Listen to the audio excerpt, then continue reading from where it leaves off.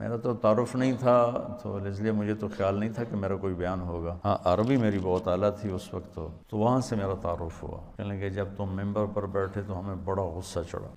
تو میں سب سے پہلے 1982 میں گیا تھا انگلستان. اس وقت میری ابھی شادی بھی نہیں ہوئی، اور ایسی مشورے میں بیٹھے تھے. رائمنڈ میں ہوتا تھا. تو انگلینڈ کی جماعت بننے لگی چلی. تو وہ جس کا ایک لمبا سفر ہو چکا ہو اور شادی شدہ ہو، یہ 2 شرطیں لازمی ہیں چھوٹے سفر جانے کے لیے. یہ چلے کی جماعت تھی، لہٰذا ہم تو غافل بیٹھے تھے. ٹھیک ہے ابھی بن جائے گی. میرے ساتھ بیٹھے تھے عبدالحلیم صاحب رحمۃ اللہ علیہ، ملتان کے بڑے اکابر تبلیغ میں تھے، ساری زندگی تبلیغ میں لگا. تو وہ مجھے مذاقاً کہنے لگے تیرا نام لے دوں؟ تو میں نے بھی ہنستے ہنستے کہہ دیا لے دو لے دیں، کیونکہ ان کو بھی پتہ تھا کہ طے نہیں ہوگا، مجھے بھی پتا کہ طے نہیں ہوگا. تو ہم دونوں نے اس کو مذاق بنا لیا کہ تیرا نام لوں؟ میں چل لوں. تو جب وہ 3-4 نام طے ہو گئے تو انہوں نے کہا جی طارق جمیل بھی چلا جائے. تو عبداللہ صاحب نے فرمایا ہاں یہ بھی چلا جائے. تو میں بھی ایسے ہو گیا اور وہ سارے ایسے ہو گئے. تو مولانا ظاہر شاہ صاحب رحمۃ اللہ علیہ فرمانے لگے اس کا تو کوئی سفر نہیں ہوا. کہنے لگے کوئی بات نہیں، خدا بخش ساتھ ہے، سنبھال لے گا. بھائی خدا بخش صاحب امیر، اس کی شادی بھی نہیں ہوئی. کہا کوئی نہیں، خدا بخش اس کے ساتھ ہے، اس کو سنبھال لے گا. میں ہکا بکا حیران، بھائی یہ کیا ہو گیا؟ مجھے تو خواب و خیال بھی نہیں تھا کہ ایسے ہو جائے گا. تو سارے مشورے والے بھی حیران ہو گئے. اللہ نے میرا نصیب لکھا ہوا تھا. یہ میرا بیرون ملک کا پہلا سفر انڈیا تھا مارچ میں، اور یہ دسمبر میں تھا. باہر بیٹھے میں تو عبدالحلیم صاحب فرمانے لگے جلدی جا، پاسپورٹ بھی لے کے اور پیسے بھی لے کے. تو اس وقت خیبر میل آنے والی وہ سامنے نظر آتی تھی، کوئی آبادی نہیں، کوئی گھر نہیں. ہم رائمنڈ کے صحن میں بیٹھ کر ریلوے کی پٹڑی دیکھتے تھے، بیچ میں رکاوٹ ہی کوئی نہیں، ٹرینوں کو گزرتے دیکھتے. تو گاڑیاں ہمیں ازبر ہوتی تھیں، میں فلاں گزر گئی فلاں گزر گئی. تو میں نے دیکھا خیبر میل آنے والی، میں نے وہیں سے دوڑ لگائی. وہ ایک گیٹ اس طرف ہوتا تھا جنوب کی طرف، وہ بند رہتا تھا. اس وقت ہمت جوانی میں نے جمپ لگایا، گیٹ کو پکڑ کے چھلانگ لگا کے ادھر گرا اور دوڑ لگا. ادھر میں نے دوڑ لگائی، ادھر خیبر میل آنا شروع ہو. میں کہ لے مارا گیا، نہیں پکڑ سکتا. خیر بھاگتے بھاگتے بھاگتے خیبر میل حرکت میں آ گئی، اور میں نے آخری ڈبے کا جا کے ڈنڈا پکڑا، میں اس پہ سوار ہو گیا. خرچہ پتہ کتنا تھا اس وقت؟ 10,000. انگلینڈ کا جانے کا 8,000 کا ٹکٹ تھا، اور 2,000 اوپر خرچہ ہونا. 4 روپے کا ڈالر تھا، 19 روپے کا پاؤنڈ تھا. تو میں گھر گیا، پاسپورٹ لیا، پیسے لیے. شام کو کسی گاڑی سے پھر میں رات ٹھہرنا پڑا، چونکہ خیبر میل شام کو پہنچتی ہوں. اگلے دن صبح میں وہاں پہنچ گیا. پہلا سفر ہمارا 1982 میں کراچی سے ہماری پرواز تھی PIA، پہلے دبئی، پھر استنبول اور پھر لنڈن. یہ ہمارا 1982 کا پہلا سفر تھا. مجھے جانتے بھی کوئی نہیں تھا، جوڑ تھا. قاضی صاحب رحمۃ اللہ علیہ، خدا بخش صاحب رحمۃ اللہ علیہ، بھائی فاروق تھے رحمۃ اللہ علیہ آٹے والے، ڈاکٹر امجد صاحب تھے.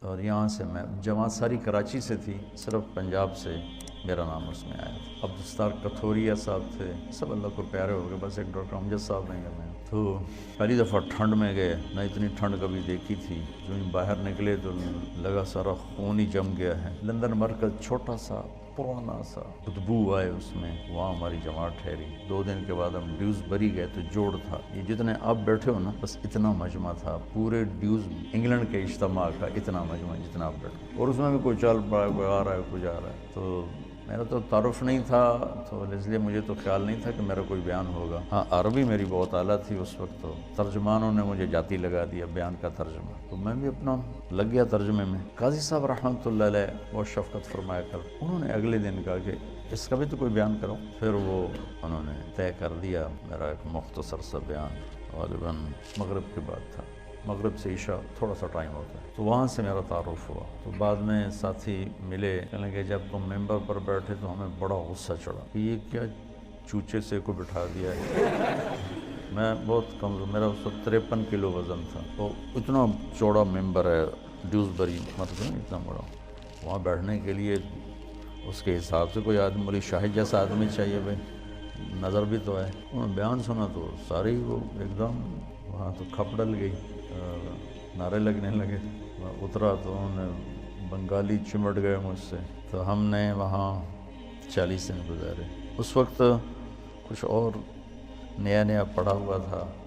میرا ہر بیان دوسرے سے مختلف ہوتا تھا. ہر بیان ایک دوسرے سے نہیں ملتا تھا، علمی ذوق تھا، دعوتی مزاج غالب نہیں تھا، علمی مزاج غالب تھا۔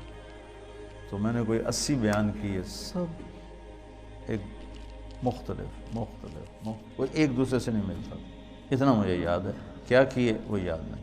وہ میرا بہت بڑا تعارف ہو گیا وہاں۔ 1982 سے اب یہ کیا ہے 2017 ہے، مسلسل میرا جانا ہو رہا ہے، اللہ لے جاتا ہے اپنے فضل و کرم سے۔ گلاسگو میں پہلا بیان تھا میرا 1982 میں، تو 50 آدمی ٹوٹل بیٹھے تھے، ٹوٹل 50 آدمی، اور میں نے بیان کتنا کیا؟ 3 گھنٹے، 3 گھنٹے بیان کیا، 50 آدمی۔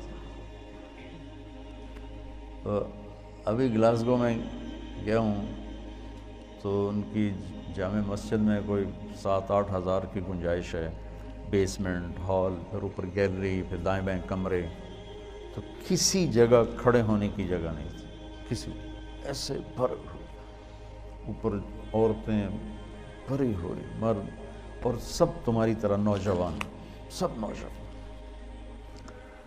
لندن مرکز میں بیان ہوا تو بہت بڑا مجمع کھڑے ہو کے سن رہا تھا، بیٹھنے کی جگہ کوئی۔ بلیک برن مرکز میں بیان ہوا، بہت بڑا مجمع کھڑے ہو کے سن رہا تھا۔ اور بلیک برن میں نے کوئی 2.5 گھنٹے بیان کیا، کھڑے رہے لوگ، ایک بھی نہیں بیٹھا، سب کھڑے۔ وہاں گلاسگو میں بھی ایسے ہی دیکھا کہ جن کو نیچے بیسمنٹ میں جگہ مل رہی وہ نیچے نہیں جاتے، وہ دروازے میں کھڑے ہو کے بس دیکھنا چاہتے ہیں، دیکھ کے سننا چاہتے ہیں۔ تبلیغ کے کام کے اثرات کس طرح معاشرے پر پڑے، یہ آپ یہاں بیٹھ کے نہیں سمجھ سکتے۔ تو تھوڑا تھوڑا آپ کا مطالعہ ہے اور شیطان آپ کو صاحب رائے بنا دیتا ہے، اور پھر آپ خود اپنی رائے قائم کرنا شروع کر دیتے ہیں، اس سے آپ مار کھا جاتے ہیں اور گھاٹے کے سودے کر بیٹھتے ہیں۔ اللہ نے میری حفاظت فرمائی، میں نے اپنے فیصلے خود کبھی نہیں کیے تھے، حالانکہ جتنا میں پڑھتا تھا نا تم اس کا 100واں بھی نہیں پڑھ سکتے اس وقت کی بات۔ اب تو مجھے مدت ہوئی ہے یار کو مہما کیے، ماں ہر چہ خواندائیں فراموش کردائیں، بھول نہیں ہوئی، لیکن میں 1 منٹ میرا خالی نہیں ہوتا تھا۔ کھانا، سونا، نماز، وضو، یہ 3-4 کام ایسے ہیں جس میں اور کوئی کام ہو نہیں سکتا۔ اس کے علاوہ میرا 1 منٹ بھی کتاب سے خالی نہیں ہوتا تھا، 1 منٹ اس طرح پڑھا۔ لیکن تمہاری طرح مجتہد نہیں بنا میں، جو مجھے کہہ دیا میرے استادوں نے میں نے سر جھکا دیا، تو ٹھیک، اور آج تک میرا یہی حال ہے، ٹھیک جو آپ فرمائیں، ٹھیک۔ اس سے بہت بڑی حفاظت کا نظام چلتا ہے۔ وَلُزُومَ جَمَاعَةِ الْمُسْلِمِينَ فَإِنَّ دَعْوَتَهُمْ تُحِيطُ مِنْ وَرَائِهِمْ 3 لا يغل عليه قلب المؤمن: إخلاص العمل لله، والمناصحة لولاة الأمور، ولزوم جماعة المسلمين فإن دعوتهم تحيط من ورائهم۔ اجتماعی نظام کے ساتھ کٹھے چلنے سے ان کی دعائیں تمہیں اپنے گھیرے میں لے لیتی ہیں، تو تم غلط فیصلوں سے بچ جاتے ہو، غلط چلنے سے بچ جاتے ہو۔ تو جو میں دیکھ کے آتا ہوں وہ آپ کو بتانے کی کوشش کرتا ہوں تاکہ آپ اندر سے تبلیغ کے کام میں لگیں۔ تمہاری ترجیحات میں تبلیغ، واللہ مدرسوں کی اب ضرورت کوئی نہیں ہے، جتنے ہیں بہت کافی ہیں۔ یہ کیوں بنائے ہیں؟ جس رخ سے میں سوچ رہا ہوں اس لحاظ سے اتنا قحط ہے کہ اندھیرا چھایا ہوا ہے، کہ ایسی نسل علماء کی جو ایک ریڑھی والے کے بھی پاؤں پکڑ کے اسے اللہ کی ماننے کے لیے تیار کریں، یہ مجمع کوئی نہیں۔ جنہیں گرے سے گرے پڑے تک کو بھی اللہ کی بات پہنچانے میں آر محسوس نہ ہو، یہ کوئی نہیں۔ میں چاہتا ہوں تم ایسے بن جاؤ، تمہارا فائدہ ہو۔